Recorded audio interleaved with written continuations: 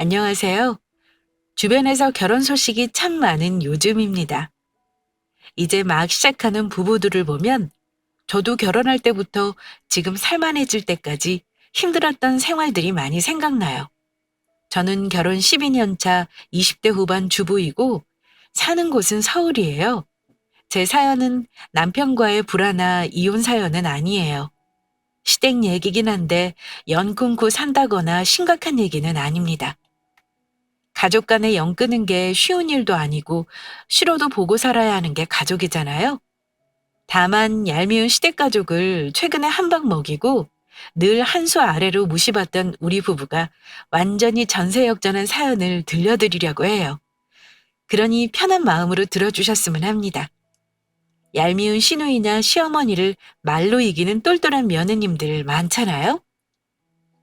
그런데 저는 그만큼 똑똑하지도 않고 말주변도 없는 사람이라 평소에 늘 배운 거 많은 아주버님 부부에게 당하고 살았거든요.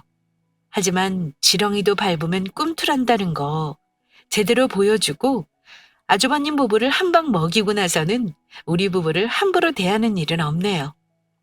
가끔 사연 채널에서 황당한 시댁 사연 들으면 저런 집이 진짜 있구나 생각한 적은 많았어요. 정도의 차이일 뿐이지 솔직히 말해 저희 시댁도 그 중에 하나이긴 합니다. 저는 시어머니도 시어머니지만 사실 남편의 형인 아주버님과 형님 때문에 스트레스를 많이 받았거든요. 우리 남편은 두 형제 중 차남입니다. 결혼해서 안 거지만 시댁은 아들 둘 중에서 한 사람한테만 투자를 많이 하셨더라고요. 공부 쪽으로 가능성 있는 아주버님에게 적극 지원을 하셨고 남편은 중학교 때부터 학원 한번 다녀본 적이 없다고 들었습니다. 고등학교도 실업계로 진학을 한 남편은 제빵을 전공했다고 하더라고요. 졸업하자마자 취업하는 경우가 보통인데 남편은 군대 때문에 한동안 아르바이트를 전전했었고 군대 일찍 다녀와서 취업을 했다고 합니다. 우리 둘은 남편이 군대 다녀와서 잠깐 했던 아르바이트로 만났어요. 저는 그때 대학 졸업 후 취업 준비하면서 알바를 하고 있었고요. 처음에는 그다지 관심 없었는데 같이 몇 개월 일하면서 보면 볼수록 참 괜찮은 사람이라고 느껴졌어요. 남편은 자기 꿈이 명확하게 있는 사람이었습니다. 물론 먼저 청혼한 건 남편 쪽이었고요. 남편은 20대인 어린 나이부터 인생 로드맵이 무척 구체적이고 명확했어요. 저한테 결혼하자고 했던 말이 아직도 인상 깊게 남아있긴 합니다. 내가 비록 지금은 가진 것도 많이 없고 해줄 수 있는 게 부족하지만 앞으로 결혼해서 40대 되기 전에는 꼭 떵떵거리며 부족함 없이 살게 해줄 자신 있어. 나는 내 사업을 하고 싶거든? 근데 사업을 무작정 시작하고 싶지 않아. 이쪽 계통에서 차근차근 경험 쌓아서 나만의 노하우를 만들게 되면 그때 시작하고 싶어. 그러려면 초반에는 당연히 고생스럽게 살아야겠지. 하지만 나랑 결혼하면 너 마음고생만은 안 시킬 자신 있어. 마음고생은 안 시키고 몸고생은 시키겠다는 말이네? 어쩌지? 나 몸고생하며 살고 싶지는 않은데? 제가 남편 말에 저렇게 농담을 했더니 남편이 당황하면서 이러더라고요. 힘든 건 내가 다 할게. 너한테는 절대 힘든 거 안 시켜. 걱정하지 마. 잘난 거 없는 나지만 앞으로 가능성을 보고 믿어달라는 거야. 남편은 집안도 평범하고 학벌이 좋거나 직업이 빵빵한 건 아니었지만 목표를 이루기 위해 노력하는 모습 보고 결국 마음 먹었습니다. 객관적으로 보면 저 역시도 그리 잘난 건 없어요. 친정도 평범하고요. 남편과 3년 연애하면서 작은 회사 다니며 월급도 차곡차곡 모아 결혼 준비를 했었죠. 둘이 같이 통장을 만들어 정말 알뜰하게 데이트도 하고 목돈도 같이 모았어요. 아마 저희처럼 불쌍하게 연애하는 커플 없을 겁니다. 물론 조건 따져가며 결혼할 수도 있었겠죠. 하지만 제가 따지면 상대방도 저를 저울질하고 따지려 들지 않겠어요? 하지만 저는 남편의 성실함과 가능성을 높게 샀기 때문에 믿고 결혼했습니다. 남편은 3살 많은 큰형님이 있어요. 그런데 큰형님보다 우리 부부가 결혼을 빨리 했습니다. 그때 남편이 31, 제가 27대였죠. 그때 아주버님은 대학원 졸업을 앞두고 있었고 취업도 하지 못했던 때라 결혼을 하지 못할 상황이었어요. 형보다 앞서 결혼하는 거 미안해했지만 그렇다고 저희가 아주버님이 애인 생기고 밥벌이할 시간까지 기다릴 수는 없잖아요. 그래서 형보다 먼저 결혼했습니다.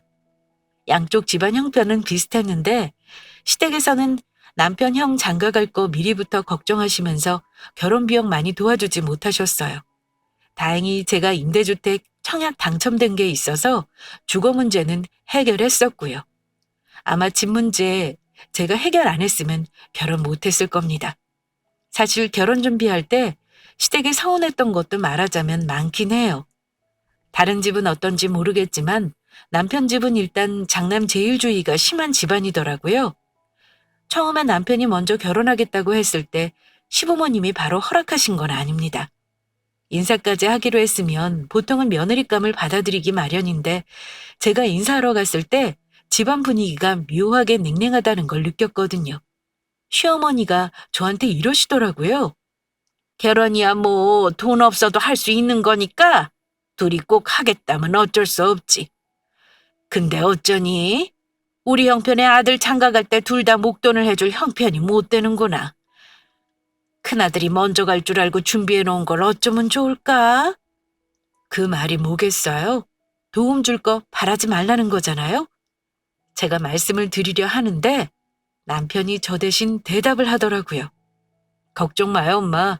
나 집안 도움 바라고 결혼하는 거 아니니까. 나중에 형 장가 갈 때나 도와줘요. 나 일찍 결혼하려는 거 다 이유가 있어요. 어쨌든 도움 안 받는 대신 이 사람한테 많이 해오라 하지도 말고요. 저 결혼하고 나서 자리 잡을 때까지는 집에 생활비 못 드리니까 그건 이해해 주세요.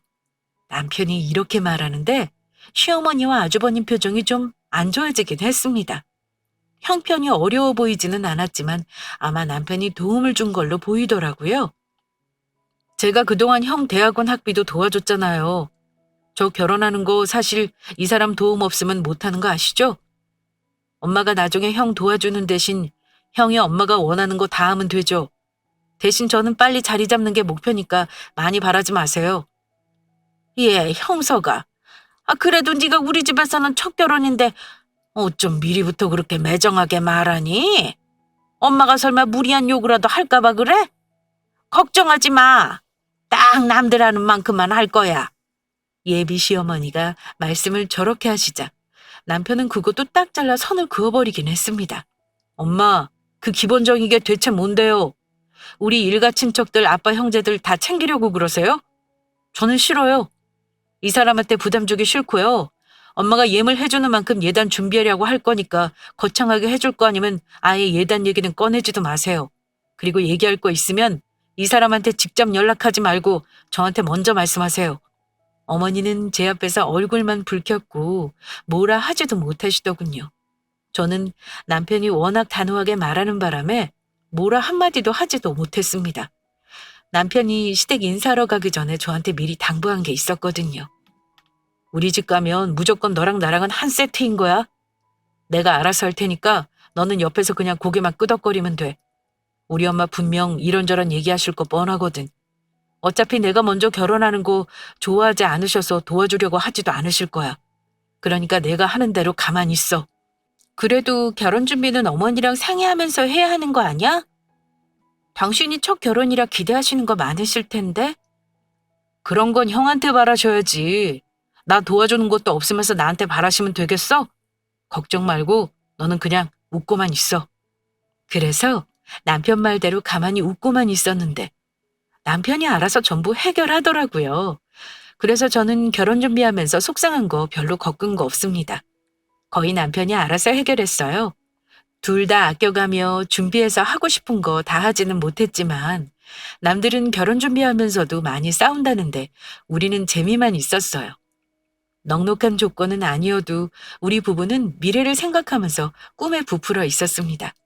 남편은 결혼 전부터 대형 프랜차이즈 빵집의 제빵사로 근무했었는데요. 일이 힘들고 급여가 많은 건 아니지만 그래도 둘이 버니까 돈은 모이더라고요. 둘이 돈 모으는 재미에 힘든 줄도 모르고 바쁘게 살았습니다. 그러다 1년 만에 아이가 생기는 바람에 집안의 첫 손주를 먼저 낳게 되었습니다. 그런데 아무리 남편이 성실해도 삶이 그리 녹록지만은 않았어요.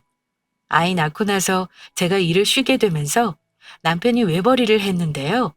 남편은 그 즈음부터 일을 그만두고 사업을 하고 싶어 했습니다. 하지만 저는 반대하는 상황이었고요. 저는 아이 때문에 직장도 그만둔 시점에 사업을 하겠다는 남편이 불안하고 이해가 안 갔습니다. 그래서 결혼 후 그 시기에 제일 많이 다퉜던 것 같아요. 종잣돈으로 월세 얻어서 작게 내 가게 시작하고 싶어. 나 일한 게 벌써 10년 차야. 이 정도면 다른 사람들도 다 사업 시작하고도 남는다니까. 당신이 불안한 건 이해하는데 내가 몇 억을 들여서 가게를 차리겠다는 것도 아니잖아. 한참 돈 들어갈 때 왜 사업을 한다 그래서 사람을 불안하게 해? 나는 적은 돈이라도 따박따박 월급 받아오는 게 좋아. 애 좀 크고 나서 시작하면 안 돼? 사업은 적당한 때라는 게 있는 거야. 당신이 돈 때문에 힘들까 봐 그러는 건 나도 알아. 근데 당신 나 못 믿어? 내가 설마 하니 당신하고 우리 아기 굶길까 봐? 잘 안 되면 공사판 가서라도 돈 벌 거니까 내가 하자는 대로 서포트 좀 해줘. 반대는 했지만 저는 남편을 이겨먹을 수 없다는 거 알고 있었습니다. 예전부터 자기 가게 하고 싶어 하는 거 저도 알고 있었고 저 역시 남편을 믿어보기로 했습니다. 결국 남편은 그 무렵 퇴사하고 시장 한편에 월세 자리를 얻어 자기 사업을 시작하게 되었습니다. 그때만 해도 몰랐죠. 자기 이름을 걸고 하는 사업은 정말 피나는 노력이 필요하다는 걸요. 남편은 자기 가게를 시작하면서 정말 밤낮 없이 일했습니다. 저는 아이 때문에 도와줄 수 없었는데 옆에서 보기 안쓰러울 정도였어요. 물론 매출이 안 나온 건 아닙니다만 초반에는 겨우 기존에 받는 월급을 유지하는 수준이었어요. 힘들었지만 남편은 매일 새벽까지 나가 저녁 늦게 들어오며 열심히 일했습니다. 사람도 쓰지 않고 혼자 하니까 아마 더 힘들었을 거예요. 그때가 결혼 2년 차였는데 때마침 아주버님이 대학원 졸업 후 대기업 연구원으로 입사를 했습니다. 시부모님은 길고 긴 장남 뒷바라지가 끝난 걸 너무 기뻐하셨어요. 아주버님도 공부하는 내내 부모님께 면목이 없으셨을 겁니다. 그런데 공부 열심히 배운 결실을 맺은 거죠. 좋은 직장 다니니 월급이 많다면서 어머니가 아주 노래를 부르시며 자랑을 하시더라고요. 내가 이제야 아들 키운 덕 좀 보려나 보다. 이제 큰애까지 밥벌이가 됐으니까 한시름 놓겠지 뭐니. 근데 니들이 걱정이구나. 공부를 잘하면 이렇게 좋은 직장에 힘 안 들이고 일하면서 큰돈을 척척 버는데 둘째 놈 볼 때마다 아주 걱정이 이만저만이 아니야. 대책 없이 왜 가게를 시작해서는 온 가족을 불안하게 한다니? 물론 어머니는 걱정해서 하시는 말이셨겠죠. 고생하면서도 벌이가 좋지 않으니까 아마 속상하셨을 겁니다. 저나 남편은 어머니가 그런 말씀하실 때 걱정 마시라며 잘 되고 있다고 안심을 시켜드렸어요. 그런데 제가 기분이 안 좋았던 건 그럴 때마다 시아주버님이 남편에게 툭툭 던지는 말이었습니다. 아주버님은 아무 생각 없이 남편을 무시하는 듯한 말을 자주 했었어요. 그러니까 사람은 공부를 해야 하는 거야. 가방끈 짧은 사람 치고 크게 되는 사람 봤냐? 공부도 다 때가 있는 거라고 그렇게 말했는데 뭐 어쩌겠냐? 다 네가 자초한 고생인데. 그럼 남편은 형님이 하는 말에 별 대꾸를 안 하고 듣고만 있습니다. 본인은 그냥 하는 말이었겠죠. 예전부터 아마 그런 식으로 남편을 은근히 무시했던 것 같아요. 원래 형제끼리는 서로를 경쟁 상대로 인식하기도 한다잖아요. 저로서는 이해가 안 가는 일이었지만 아주버님이 남편을 무시하는 듯한 말을 할 때마다 저는 말도 못하고 속으로 얼마나 기분이 나빴는지 모릅니다. 참다 못해 남편에게 얘기한 적도 있어요. 하지만 남편은 워낙 익숙해서인지 상처받는 것도 없다면서 그냥 한 귀를 듣고 흘리라고 하더라고요. 하지만 저는 나름대로 결심한 게 있었어요. 만약 나중에 제 아이가 듣는 데서 저런 언행을 또 한다면 나도 가만히 있지 않겠다는 결심을 했었습니다. 그리고 얼마 뒤 아주버님은 결혼을 하겠다며 예비 형님을 데리고 왔습니다. 처음 아주버님이 예비 형님을 인사시키러 왔을 때 저보다 어려 보이더라고요. 알고 보니 저랑 동갑내기였습니다. 예비 형님은 어쩐지 저를 경계하는 듯한 모습이었는데요. 둘째 며느리인 제가 먼저 시집와 있는 게 아마 아주버님도 신경이 쓰이셨겠죠. 저한테 이런 부탁까지 하시더라고요. 이 사람이 재수 씨랑 나이가 동갑이더라고요. 재수 씨가 먼저 시집와서 아무것도 모르는 자기랑 비교되면 어쩌냐고 걱정을 많이 했어요. 동갑이지만 그래도 이 사람이 형님이니까 앞으로 재수 씨가 많이 좀 도와줘요. 걱정 마세요, 아주버님. 저도 아직 모르는 게 많은걸요. 서로 도와가면서 잘 지낼게요. 반가워요, 형님. 제가 먼저 싹싹하게 굴었더니 그제야 긴장을 풀고 예비 형님도 웃음을 보이더라고요.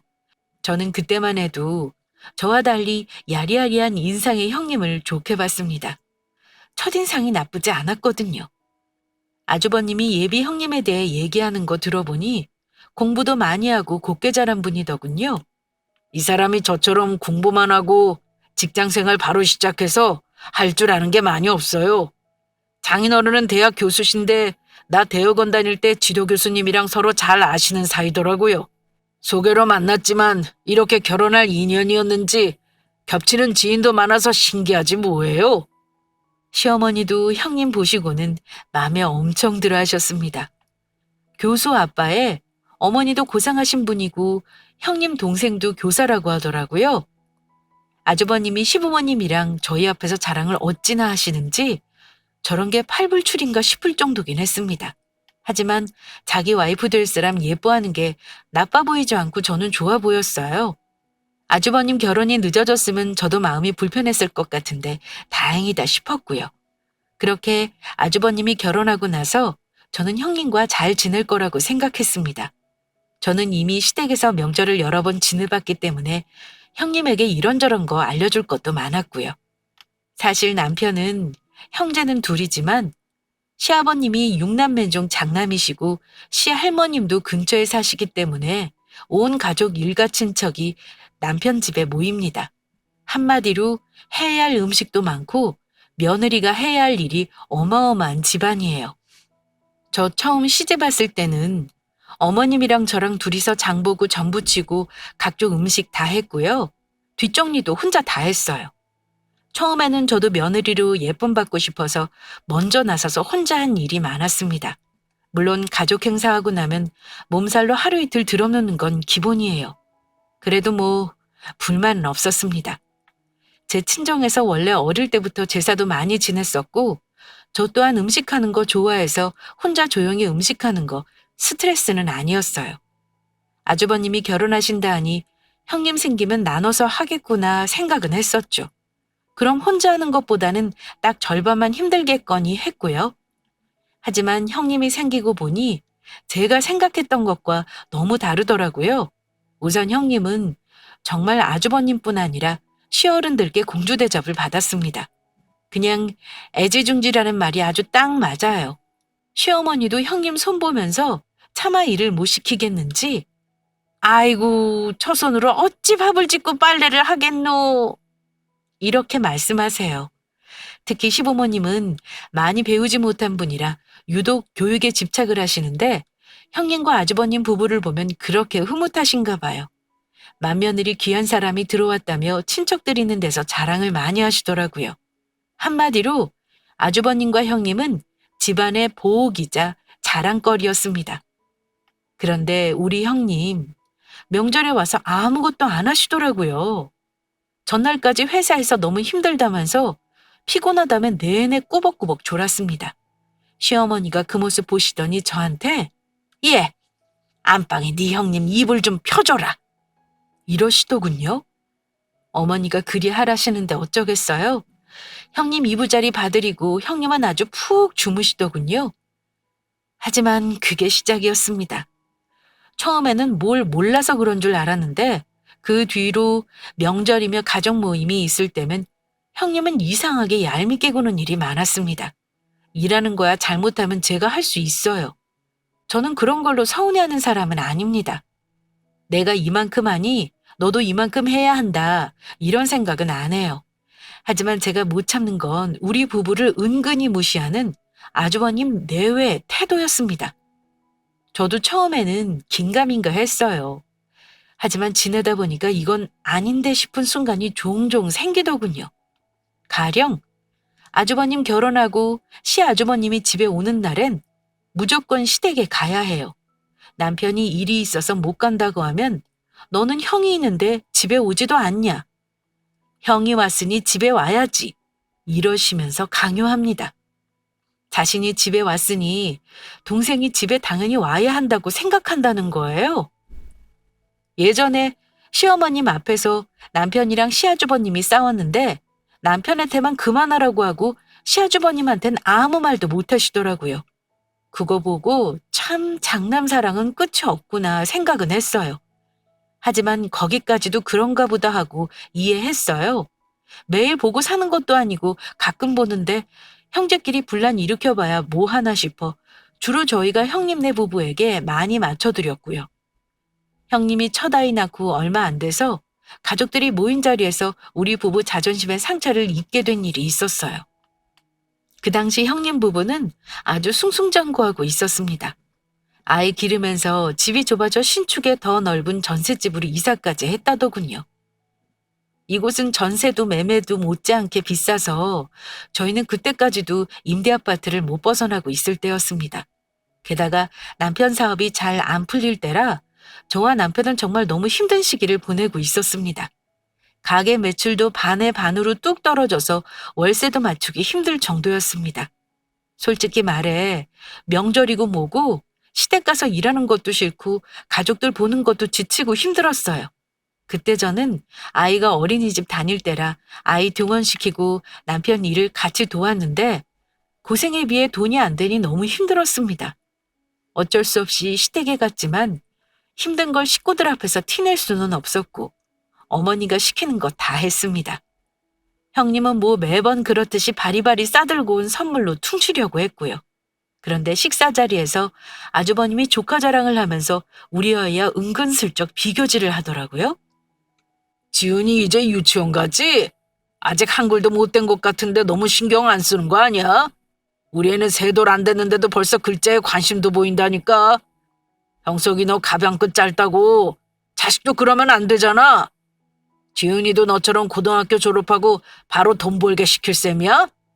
너처럼 실패한 삶 살게 하지 말고 애도 하나뿐인데 교육에 신경 좀 써라. 그러면서 슬쩍 하는 말이 부모가 배운 게 없고 무식하면 자식도 그렇게 될 가능성 많다고 하는데 정말 더 이상은 못 참겠더라고요. 당연히 저도 좋은 말투는 아니었죠. 아주버님, 이제 그만하세요. 아주버님 교육 철학대로 아이 교육 잘 시키시고요. 저희는 알아서 잘 키울 테니까 참견하지 말아주세요. 가시돋친 말투라 눈치챈 건지 옆에 있던 형님도 저한테 이러더라고요. 동서, 우리 남편이 나쁜 뜻으로 말한 거 아니잖아. 조카가 걱정돼서 하는 말인데 왜 그리 예민하게 반응해? 사실 듣고 보면 틀린 말도 아니잖아. 동선에 가만 보면 애를 거의 방목 수준으로 놔두더라. 그러면 나중에 커서 다른 애들하고 경쟁이나 하겠어? 이러시는데 너무 자존심이 상하더라고요. 제가 한마디 더 하려 했는데 가만 듣고 있던 남편이 그러더라고요. 형이랑 형수는 우리 애한테 신경 쓰지 말고 본인애나 신경 써. 글자 하나 더 하는 게 뭐가 중요해? 그럴 시간에 애 인사 교육이나 잘 시켜. 내가 공부 못했던 거랑 우리 애가 무슨 상관이라고 그런 말을 하는 건데 내가 실패한 삶이라고? 적어도 형은 나한테 그런 말 할 자격 없어. 남편은 화를 내며 저와 아이를 데리고 집으로 돌아와 버렸습니다. 놀란 시부모님이 말렸지만 한창 힘들 때라 남편이 마음의 상처를 많이 받은 듯 했습니다. 물론 저도 마찬가지였고요.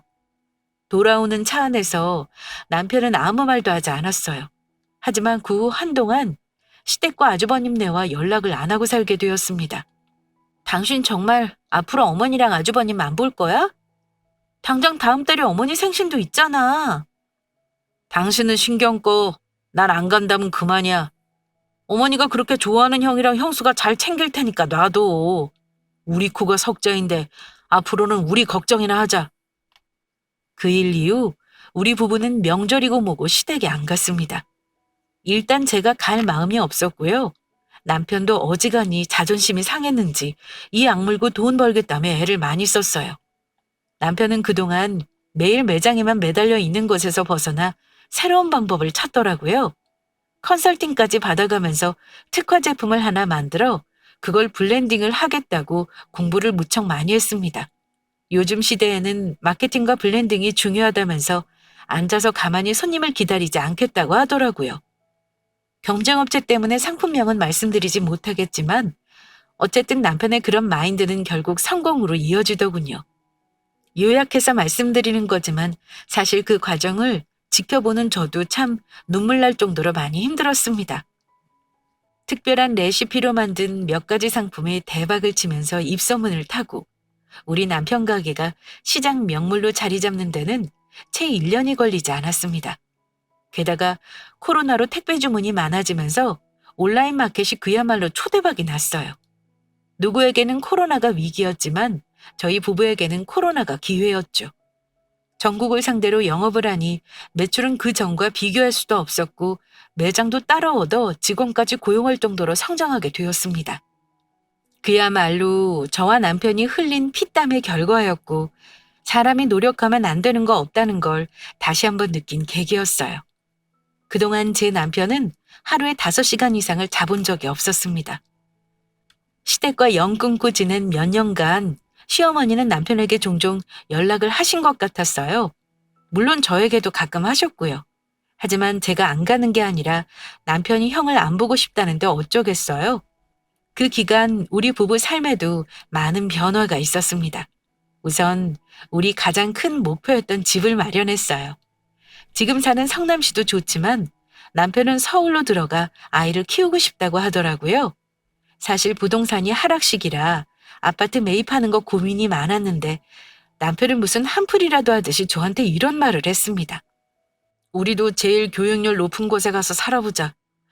우리 지훈이가 공부 잘한다는 보장은 없지만 주변 환경이 좋으면 어느 정도 따라가지 않겠어? 내가 돈 버는 거 당신이랑 내 새끼 때문인 거 알지? 당신 떵떵거리면서 살게 해주겠다는 약속 지키려고 나 진짜 노력했다. 당신 고생한 거 내가 잘 알지. 근데 굳이 그런 비싼 동네 아파트를 살 필요가 있을까? 지금이 기회일 수도 있어. 어쨌든 부동산이라는 거 마냥 떨어지는 게 아니잖아. 입지 좋은 데 선택하면 위험 부담 없을 거야. 대출을 많이 안 끼고 사면 되니까 너무 걱정 마. 힘들게 고생한 돈으로 하고 싶은 꿈 하나하나 이뤄가는 거 보니까 제가 남편을 연애할 때부터 제대로 본 게 맞는구나 싶었습니다. 남편은 사업을 확장하면서 프랜차이즈도 늘려나갔어요. 그때부터는 돈이 돈을 번다고 하나요? 예전처럼 몸이 힘들지 않아도 수익이 따라오는 구조가 만들어지더라고요. 그러자 작년 설에 남편이 처음으로 저에게 이러더군요. 이번 설에는 오래간만에 어머니 댁에 가자. 우리 안 간지 5년이 넘었나? 어머니도 사정사정 하시더라고. 정말 형제가 영 끊고 살 거냐고 우시길래 이번에는 간다고 했어. 당신은 안 내키겠지만 이번엔 이해해줘. 물론 당신이 싫다면 이번만 가고 자주 가지는 않을 거야. 아니야, 나도 마음이 편치 않아. 이번에는 가서 인사라도 드리자. 물론 어머니와 연락은 하고 살았지만 남편 때문에 왕래는 거의 안 했기에 저도 한 번 가야 마음이 편할 듯 했습니다. 근데 남편이 저한테 당부를 하더라고요. 대신 우리 돈 번 거는 말하지 마. 알아봤자 형 성격상 엄마 도와주느라 헛소리 할 게 뻔해.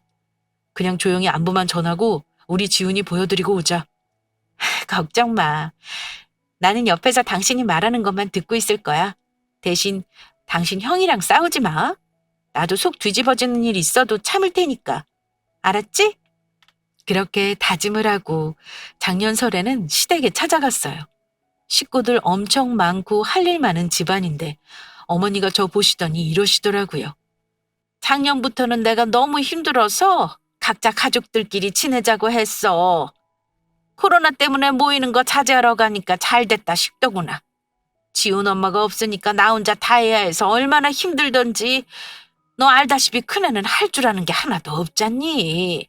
니들이 안 오니까 큰애도 이 핑계 저 핑계 안 올 궁리만 하더구나. 그래도 가족들이 보고는 살아야지 않겠니? 어머니 한탄하시는 거 들으니 지난 시간 동안 형님이 어찌했을지 훤히 그려지더라고요. 하지만 어머니께 죄송하지는 않았습니다. 오히려 우리 부부로 인해 쓸데없는 가족 모임이 다 줄여버린 거 잘 됐다 싶었어요. 모처럼 아주버님 내외와 모인 식사 자리지만 분위기는 영 어색하더군요. 저와 형님도 그랬지만 피를 나눈 친형제가 몇 년 동안 보지도 않았는데 그리 할 말이 없는가 싶었습니다. 남편은 먼저 말을 절대 꺼내지 않았고요. 분위기를 깬 건 아주버님이 먼저였습니다. 너 임마, 사내 자식이 속이 그렇게 좁냐? 형이 몇 마디 했다고 토라져서 몇 년 연락을 안 하는 놈이 어딨어? 뭐 어쨌든 이렇게 모였으니 됐다. 아버지가 그동안 얼마나 속상해 하셨는지 알면 앞으로 잘해. 처음부터 남편을 혼내는 걸로 시작하더군요. 아주버님은 우리 남편만 탓하고 본인이 그동안 남편을 무시한 것에 대해서는 사과를 하지 않았습니다. 거기까지 듣고도 남편은 일단 참는 것 같았습니다. 그런데 시아주버님의 입방정은 거기서 끝이 아니었네요. 이런저런 얘기를 하며 식사를 하는 중에도 아주버님은 주로 본인 얘기만 하셨어요. 그동안 대출을 갚은 얘기며 애가 학교 입학을 했는데 영재 판정을 받았다는 얘기 등등 주로 자랑질이었죠. 우리가 어찌 살았는지는 저희도 말할 생각은 없었지만 어쩜 형님도 아주버님도 한마디를 물어보지도 않더군요. 하지만 거기까지도 참을만 했습니다. 딱 거기까지만 했다면 적당히 맞장구 치고 좋았을 텐데 말이에요. 아주버님은 돈 자랑을 하고 싶었는지 이런 말을 하시더라고요. 형석아, 재수씨, 사업하느라 힘들었지? 코로나 때문에 다들 어렵다 그래서 나도 걱정 많이 했는데 어찌 용케 잘 버텼나 봐? 이럴 때는 정말 월급쟁이가 제일이다 싶어. 그래서 형은 돈 많이 모았어? 나는 진짜 고생 많이 했는데 편하게 살았나 봐? 편하다니? 세상에 쉽게 이루어지는 게 있겠냐?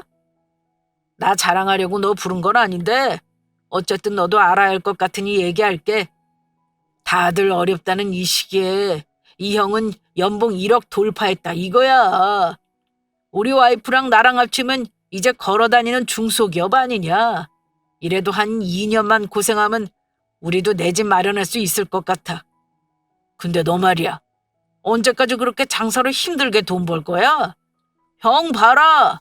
늦게까지 공부했지만 보람이 있잖냐?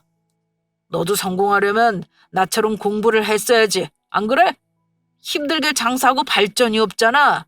그래가지고 지훈이 대학은 보내겠냐? 나는 우리 딸 유학까지 보낼 생각인데 말이야. 이러면서 또 저와 남편의 속을 긁더라고요. 형님은 옆에서 고상을 떨며 한마디 거들기까지 했습니다. 동서, 그동안 많이 힘들었나 봐? 얼굴이 정말 달라진 거 보고 나 너무 놀랐잖아. 어쨌든 이제는 가족들끼리 보고 살아야지. 애들도 많이 컸으니까 교육 정보도 같이 공유하고 그러자. 내가 많이 알려줄게. 근데 우리 애 보내는 학원이 좀 비싼데 같이 보낼 수 있을까 모르겠다. 동선의 형편에 애 교육비 쓰는 거 무리일 거 아니야. 그래도 빚내서 애 교육은 시켜. 적어도 지훈이는 동서랑 도련님처럼 고생 안 하고 살게 해야지 부모지. 우리나라에서 애 제대로 키우려면 적어도 우리처럼 연봉 1억은 넘어야 되긴 해. 참 슬프지만 어쩔 수 없는 현실이 그러네. 그렇지 동서? 어쩜. 몇 년 전과 두 사람은 다를 바가 없는 건지 또 잘난 척, 있는 척으로 사람을 무시하는데 그때는 제가 확 열이 받더라고요. 저는 남편 옆구리를 쿡 찌르면서 조용히 말했습니다. 지훈 아빠, 계속 듣고만 있을 거야? 우리 할 말하고 그냥 가자. 여기 더 있어봐야 속만 뒤집어져.